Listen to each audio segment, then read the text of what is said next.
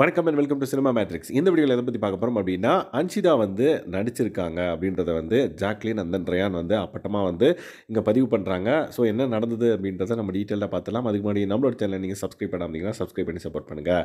So ராணுவுக்கு அடி விழுந்த உடனே ஃபஸ்ட்டு வந்து நடிக்கிறான் ஃபஸ்ட்டு கத்தது அன்ஷிதா தான்.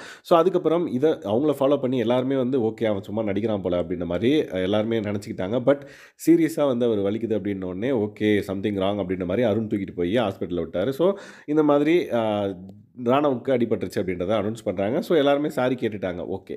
பட் இன்றைக்கி வந்து பார்த்திங்க அப்படின்னா அன்ஷிதாவுக்கு தலையில் அடியே படல. ஆனால் அவங்க அடிப்பட்ட மாதிரி வந்து ஆக்ட் கொடுத்தாங்க அப்படின்றத வந்து ரயான் அண்ட் தென் ஜாக்லின் வந்து அவங்களோட கேமை வந்து கணிக்கிறாங்க.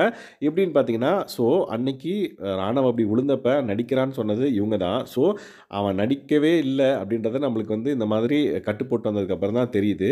ஸோ அங்கே நடிக்கிறான் அப்படின்ற ஒரு கேம் வந்து அவங்க பண்ணலாம் அப்படின்றத இன்றைக்கி அவங்க பண்ணி காமிச்சிட்டாங்க.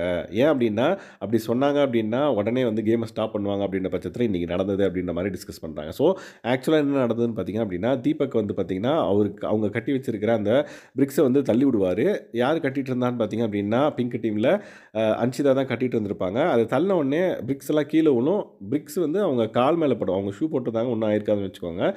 காலில் தான் படும். ஸோ அவங்க தலையில் கை வச்சுட்டு எனக்கு இங்கே வலிக்குது அப்படின்ற மாதிரி சொன்னோடனே எல்லாருமே வந்து பார்த்திங்க அப்படின்னா அன்ஷிதாவை பார்க்க வந்துடுவாங்க. ஸோ கேம் ஸ்டாப்ட் அப்படின்ற மாதிரி டிஸ்கஸ் பண்ணுவாங்க.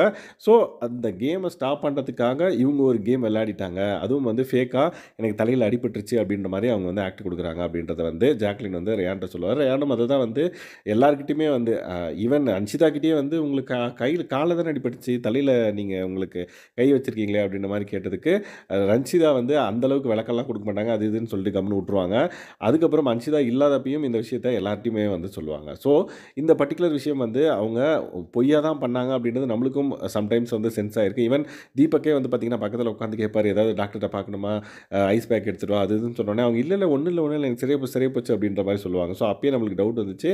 அதை தான் வந்து இங்கே ஜாக்லின் அண்ட் தென் ரயான் வந்து பேசிகிட்டு இருக்காங்க. ஸோ நாளைக்கு நம்ம அவங்க அவங்க பிளாக்ஸ் கட்டி வச்சிருக்கிற அந்த பிளாக்ஸ் வந்து எட்டி ஒதைக்கும் போதோ இல்லை கீழே தள்ளி விடும் போதோ அன்ஷிதாவை வந்து தூரமாக நின்றுக்குவாங்கன்னு சொல்லிடணும். இல்லைனா அவங்க வந்து ஒரு சீன் கிரியேட் பண்ணி கேமை ஸ்டாப் பண்ணுறதுக்கு என்ன பண்ணணுமோ அதை பண்ணுறதுக்கு வாய்ப்புகள் அதிகமாக இருக்குது அப்படின்ற மாதிரி சொல்லுவாங்க.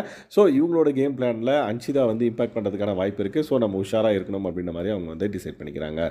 ஸோ இந்த மாதிரி நாளைக்கு என்னென்ன கேம் விளையாடலாம் அப்படின்ற மாதிரி ஒவ்வொரு டீமும் வந்து பார்த்திங்கன்னா பேசிகிட்டு இருக்காங்க.